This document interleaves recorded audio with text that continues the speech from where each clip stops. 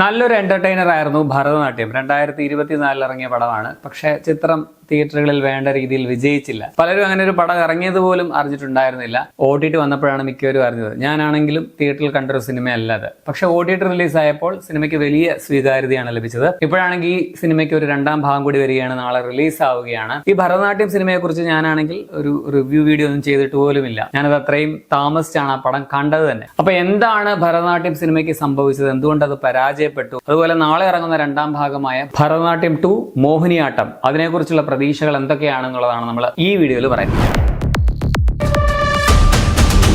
വളരെ യാഥാസ്ഥിതികമായിട്ടുള്ള ഒരു കുടുംബത്തിലെ കാർന്നവരായ ഭരതൻ നായർക്ക് പെട്ടെന്നൊരു ആരോഗ്യ പ്രശ്നമുണ്ടായി ഹോസ്പിറ്റലിലാകുന്നതും അവിടെ വെച്ച് അയാൾ മകനോട് പറയുന്ന ഒരു കാര്യം മൂലം തുടർന്ന് നടക്കുന്ന സംഭവങ്ങളുമൊക്കെയാണ് ഭരതനാട്യം എന്ന സിനിമ പറഞ്ഞത്. ആ സിനിമയുടെ മികവുകൾ പറയുകയാണെങ്കിൽ നല്ലൊരു സ്ക്രിപ്റ്റ്, ഒപ്പം അഭിനയിച്ച എല്ലാവരുടെയും കറക്റ്റ് കാസ്റ്റിംഗും നല്ല പെർഫോമൻസും, അതുപോലെ തന്നെ ആക്ഷേപഹാസ്യം നന്നായിട്ട് വർക്കായിട്ടുള്ള ഒരു പടമാണ്. റിപ്പീറ്റ് വാല്യൂ ഉള്ള ഒരു സിനിമ കൂടിയാണ്. അങ്ങനെ റിപ്പീറ്റ് വാല്യൂ ഉള്ള സിനിമകൾ വരുന്നത് തന്നെ കുറവാണ്. ഇതിനെ ഒരു തമാശ പടം എന്ന് നമുക്ക് കംപ്ലീറ്റ്ലി പറയാനും പറ്റില്ല. ആ കുടുംബം നേരിടുന്ന സാഹചര്യങ്ങൾ കൊണ്ട് മാത്രം ഉണ്ടാകുന്ന തമാശകളെ പടത്തിലുള്ളൂ. അനാവശ്യമായിട്ട് ഒരു കോമഡി ഒന്നും അതിൽ കുത്തിക്കേറ്റിട്ടൊന്നും ഇല്ല. ഒരു തിരക്കഥയില് സത്യനന്ദിക്കാട് സ്റ്റൈൽ അല്ലെങ്കിൽ ഒരു ശ്രീനിവാസൻ ടച്ച് ആണ് കൃഷ്ണദാസ് മുരളി പിടിച്ചിട്ടുള്ളതായിട്ട് എനിക്ക് തോന്നിയത്. പിന്നെ കാണുമ്പോൾ വളരെ ട്രഡീഷണൽ ആയിട്ടുള്ള ഒരു കഥ എന്നൊക്കെ തോന്നുമെങ്കിലും ആക്ഷേപഹാസ്യം കൂടിയാണ് ഇതെന്ന് പറയാതെ വയ്യ. ജാതീയത, മതവിശ്വാസങ്ങൾ, അതിന്റെ പേരിലുള്ള മുതലെടുപ്പ്, ഇതിനെയൊക്കെ നല്ല രീതിയിൽ തന്നെ ആ സിനിമയെ കൊടുത്തിട്ടുണ്ട്. എന്നാൽ അതൊന്നും ഭയങ്കര അഗ്രസീവ് ആയിട്ടല്ല, വളരെ സോഫ്റ്റ് ആയിട്ടാണ് കഥയിൽ ബ്ലെൻഡ് ചെയ്തിരിക്കുന്നത്. മലയാളത്തിലെ തന്നെ വളരെ പ്രശസ്തമായിട്ടുള്ള ഒരു പഴയ ലാലേട്ടൻ സിനിമയുടെ ഒരു കൈൻഡ് ഓഫ് സ്പൂഫ് ആയിരുന്നു എന്ന് പറഞ്ഞാലും തെറ്റില്ല. അത് പക്ഷെ വളരെ നന്നായിട്ട് ഇതിൽ വർക്കായിട്ടുണ്ട് എന്നുള്ളതാണ്. എനിക്കാണെങ്കിൽ ആ പഴയ സിനിമയെക്കാളും രസകരമായിട്ട് തോന്നിയത് ഈ ഒരു സിനിമയാണ്. എനിക്ക് പേഴ്സണലി ഇതിന്റെ കോമഡിയോടൊപ്പം അല്ലെങ്കിൽ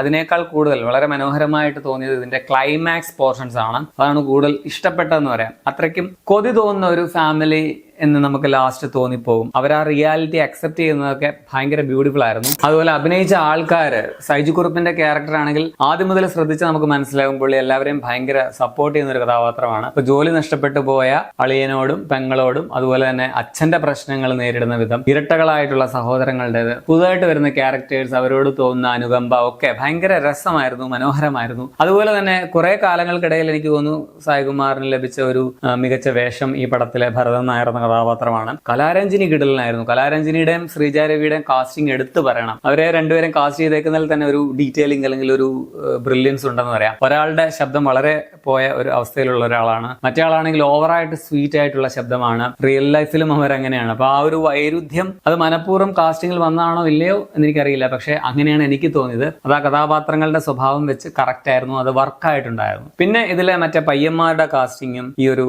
സൂക്ഷ്മത ഉണ്ടെന്നുള്ളത് നമുക്ക് നോക്കിയാൽ മനസ്സിലാക്കാൻ പറ്റും. ബാക്കി അഭിനയിച്ച എല്ലാവരും, ഇപ്പം അഭിരാം രാധാകൃഷ്ണൻ, പെങ്ങന്മാരായിട്ട് വന്ന 2 നടിമാര്, സ്വാതിദാസ് പ്രഭു, മണികണ്ഠൻ പട്ടാമ്പി, സോഹൻ സീനുലാൽ, എല്ലാവരും കിടുവായിരുന്നു. സോ ഇതിന്റെ കാസ്റ്റിംഗ് പെർഫെക്റ്റ് ആയിരുന്നു. മൊത്തത്തിൽ ഒരു നല്ല ഒരു പടമാണ്, നല്ലൊരു എന്റർടൈനർ ആണ്. പക്ഷെ അത് വേണ്ട രീതിയിൽ എന്തുകൊണ്ട് വിജയിച്ചില്ല എന്ന് ചോദിച്ചാൽ അതിന്റെ കാരണം പടത്തിന് അത്യാവശ്യം നല്ല പ്രൊമോഷനൊക്കെ ഉണ്ടായിരുന്നെങ്കിലും പക്ഷെ അതൊന്നും ആൾക്കാരിലേക്ക് എത്തിച്ചേർന്നില്ല. മൊത്തത്തിൽ ആ ഒരു ടൈമിൽ തിയേറ്ററിൽ ആള് കുറഞ്ഞൊരവസ്ഥയായിരുന്നു. ഓൾറെഡി വാഴ റിലീസ് ആയിട്ടുള്ള ഒരു ടൈമാണ്. ആ പടം അത്യാവശ്യം നന്നായിട്ട് ഓടുന്നുണ്ടായിരുന്നു. അപ്പോഴാണ് ഈ സിനിമ ഇറങ്ങുന്നതും. പക്ഷെ സെയിം ടൈമിൽ വേറെ ഒരുപാട് പ്രശ്നങ്ങളും നടക്കുന്നുണ്ട്. അതായത് വയനാട് ദുരന്തം നടന്നൊരു സമയമാണ്, ഹേമ കമ്മിറ്റിയുടെ പ്രശ്നങ്ങളുണ്ട്. ഇതെല്ലാം കൊണ്ട് തിയേറ്ററിലേക്ക് എത്തുന്ന ആളുകളുടെ എണ്ണം കുറവുള്ള ഒരു ടൈമായിരുന്നു. അത് മാത്രമല്ല, ഈ സിനിമ ഇറങ്ങിക്കഴിഞ്ഞ് ഏകദേശം 2 ആഴ്ചക്കുള്ളിൽ ഓണം റിലീസ് പടങ്ങൾ വന്നു. ARM, കിഷ്കിന്താകാന്ഡം പോലുള്ള സിനിമകൾ. അപ്പോഴേക്കും ഈ പടം തിയേറ്ററിൽ നിന്നും വാഷ് ഔട്ടായി, പുതിയ സിനിമകൾ റിലീസായി, അതിലേക്ക് ആളുകളുടെ ശ്രദ്ധ തിരിഞ്ഞു. ഞങ്ങളുടെ ഇവിടെ നിന്ന് എനിക്ക് തോന്നുന്നു ഇതിന്റെ ഷോ തന്നെ കുറവായിരുന്നു, ആളില്ലായിരുന്നു എന്നാണ് എൻ്റെ ഒരു ഓർമ്മ. എനിക്കൊന്ന് കാണാൻ എന്തായാലും പറ്റിയില്ല. പിന്നെ ഞാൻ OTT വന്നപ്പോഴാണ് കണ്ടത്. അത് കണ്ടതും സിനിമ